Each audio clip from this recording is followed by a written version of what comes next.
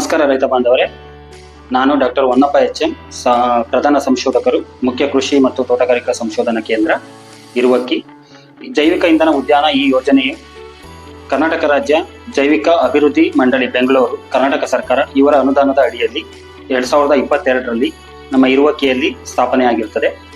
ಈ ಜೈವಿಕ ಇಂಧನ ಉದ್ಯಾನ ಇಲ್ಲಿ ಸ್ಥಾಪನೆಗೊಳ್ಳುವ ಪ್ರಮುಖ ಉದ್ದೇಶಗಳು ಏನಂತ ಅಂದ್ರೆ, ಜೈವಿಕ ಇಂಧನ ಸಸ್ಯಗಳ ಅಭಿವೃದ್ಧಿ ಮತ್ತೆ ಸಸ್ಯಗಳ ವಿತರಣೆ ಹಾಗೂ ಜೈವಿಕ ಇಂಧನ ತಯಾರಿಕೆ ಮತ್ತು ಉಪ ಉತ್ಪನ್ನಗಳ ನಿರ್ವಹಣೆ ಹಾಗೂ ಬೀಜ ಸಂಸ್ಕರಣೆ ಅಂದ್ರೆ ಜೈವಿಕ ಇಂಧನ ಸಸ್ಯಗಳ ಬೀಜಗಳ ಸಂಸ್ಕರಣೆ ಹಾಗೂ ಮಾರುಕಟ್ಟೆ ನಿರ್ಮಾಣ ಹಾಗೂ ರೈತರಿಗೆ ಬೇಕಾದಂತಹ ತರಬೇತಿ ಹಾಗೂ ಮಾಹಿತಿಯನ್ನು ಒದಗಿಸುವುದು. ಇವು ಇಷ್ಟು ಈ ಜೈವಿಕ ಇಂಧನ ಉದ್ಯಾನದ ಕಾರ್ಯಚಟುವಟಿಕೆಗಳಾಗಿರ್ತವೆ. ವಿಶ್ವವಿದ್ಯಾನಿಲಯದಲ್ಲಿ ಸುಮಾರು 6 ಎಕರೆ ಪ್ರದೇಶದಲ್ಲಿ ನಾವು ಜೈವಿಕ ಇಂಧನ ಸಸ್ಯಗಳನ್ನು ನಾವು ನೆಟ್ಟಿದ್ದೇವೆ. 1150 ಸಸ್ಯಗಳನ್ನ ನಾವು ಜೋಡಣೆ ಮಾಡಿ ನೆಟ್ಟಿದ್ದೇವೆ. ಈ ಜೈವಿಕ ಇಂಧನ ತಯಾರಿಸಬೇಕು ಅಂತಂದ್ರೆ ಯಾವ ಸಸ್ಯಗಳ ಬೀಜಗಳನ್ನ ನಾವು ಸೂಕ್ತವಾಗಿ ಯೂಸ್ ಮಾಡ್ಬೇಕಂತಂದ್ರೆ, ಮೊದಲನೇದಾಗಿ ನಾವು ಯಥೇಚ್ಛವಾಗಿ ಈ ಕಡೆ ದೊರಕುವಂತ ಹೊಂಗೆಯಿಂದ ನಾವು ಎಣ್ಣೆ ತೆಗೆದು ಡೀಸೆಲ್ನ ಮಾಡ್ಬೋದು. ಅದೇ ರೀತಿ ಬೇವಿನಿಂದಲೂ ಮಾಡ್ಬೋದು.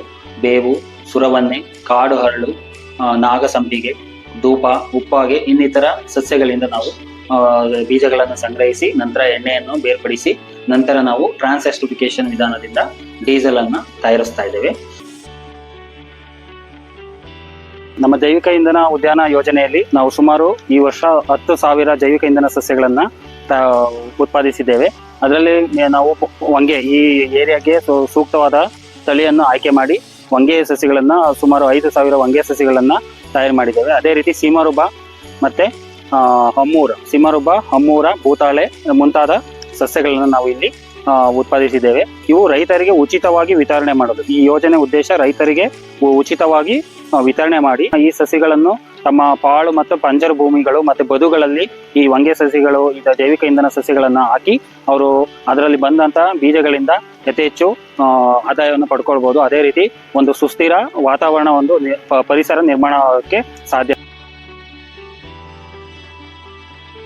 ನಾವು ಬಯೋಫಿಲ್ ಪ್ರೊಡಕ್ಷನ್ಗೆ ರಾ ಮೆಟೀರಿಯಲ್ಸ್ ಆಗಿ ಹೊಂಗೆ, ಹಿಪ್ಪೆ, ಸೀಮಾರೂಪ, ಜಡ್ರೋಪ ಆಮೇಲೆ ಅಮ್ಮೂರ ಈ ಸೀಡ್ಸ್ಗಳನ್ನ ಯೂಸ್ ಮಾಡ್ತೀವಿ.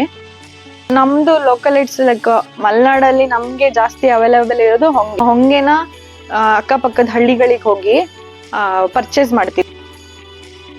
ಡಿಕಾಟಿಕೇಟರ್ ಅಂತ ಈ ಮಷಿನ್ ಏನಕ್ಕೆ ಯೂಸ್ ಮಾಡ್ತೀವಿ ಅಂದ್ರೆ, ಡಿಫ್ರೆಂಟ್ ಬಯೋಫ್ಯೂಲ್ ಯೂಸ್ ಮಾಡೋ ಸೀಡ್ಸ್ಗಳದ್ದು ಸಿಪ್ಪೆ ತೆಗಿಯಕ್ಕೆ ಯೂಸ್ ಮಾಡ್ತೀವಿ. ಇಂದ ನಾವು ಅಲ್ಲಿ ಸೀಡ್ಸ್ ಡಿಕಾಟಿಕೇಟರ್ ಇಂದ ಸೀಡ್ಸ್ ಎಲ್ಲ ಸಿಪ್ಪೆಗಳನ್ನೆಲ್ಲ ಬಿಡಿಸಿದ್ವಿ ಅಲ್ವಾ, ಅಲ್ಲಿಂದ ಫೈನ್ ಸೀಡ್ಸ್ ನ ತಗೊಬಂದು ಇದು ಎಣ್ಣೆ ಮಾಡಕ್ಕೆ.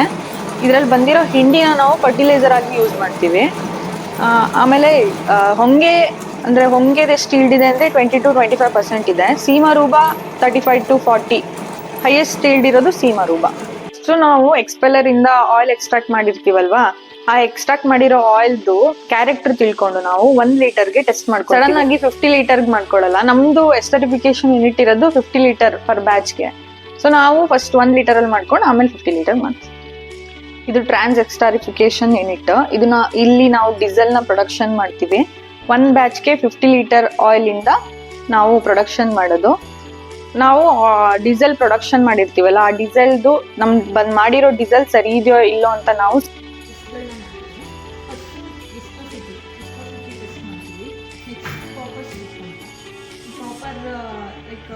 ಕರೋಷನ್ ಎಲ್ಲ ಆಗದೆ ಇರೋ ತರ ಒಂದು ಕಾಪರ್ ಸ್ಟಿಕ್ ಟೆಸ್ಟ್ ಅಂತ ಮಾಡ್ತೀವಿ.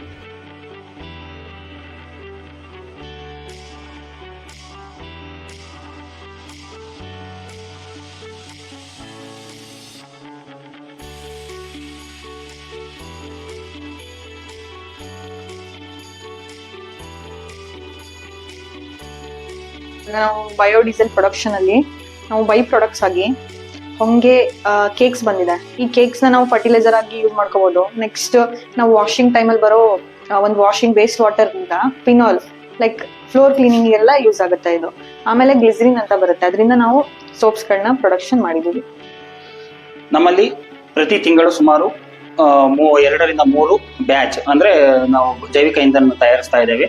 ನಮಗೆ ತಿಂಗಳ 150 ಲೀಟರ್ ಹೊಂಗೆ ಎಣ್ಣೆ ಇಲ್ಲ ಯಾವುದೇ ರೀತಿಯ ಬೀಜದಿಂದ ಎಣ್ಣೆ ತೆಗೆದಿರುವಂತಹ ಎಣ್ಣೆ 150 ಲೀಟರ್ ಬೇಕಾಗುತ್ತದೆ.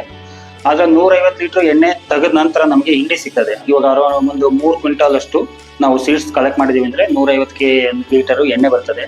ಇನ್ನು 150 kg ಅಷ್ಟು ನಮಗೆ ಹಿಂಡಿ ಸಿಗ್ತದೆ.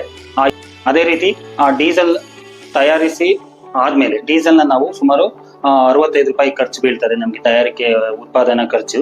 ನಾವು 85 ರೂಪಾಯಿಗೆ ನಮ್ಮ ವಿಶ್ವವಿದ್ಯಾಲಯದ ಟ್ರ್ಯಾಕ್ಟರ್ ಮತ್ತೆ JCB ಗಳಿಗೆ ನಾವು 10% ಮಿಶ್ರಣ ಡೀಸೆಲ್ ಜೊತೆಗೆ ಮಿಶ್ರಣ ಮಾಡಿ ನಾವು ಕೊಡ್ತಾ ಇದ್ದೇವೆ ವಿಶ್ವವಿದ್ಯಾಲಯಕ್ಕೆ.